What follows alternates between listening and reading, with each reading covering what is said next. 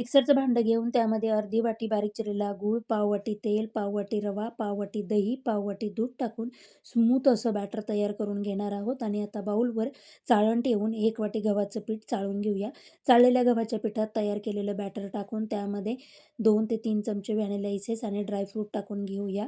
आणि थोडे-थोडे दूध टाकून आपण हे बॅटर तयार करून घेणार आहोत. 1 वाटीसाठी 1 कप दूध लागलेलं आहे. आता आपण केक टिन तयार करून घेऊया. त्यासाठी तेल लावून पिठाने आपण कोट करून घेतलेलं आहे. बेकिंग सोडा, बेकिंग पावडर टाकून त्यावर 2 चमचे दूध टाकून पुन्हा एकदा मिक्स करून केक टिनमध्ये काढून घेणार आहोत.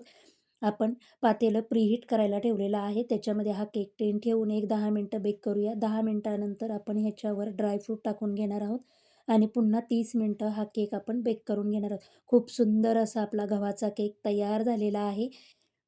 आता हा आपण गव्हाचा केक अर्धा तास थंड करून त्याला सुरीच्या मदतीने कडा मोकळ्या करून प्लेटमध्ये काढून घेऊया. एकदम मऊ लुसलुशीत गव्हाचा केक तयार.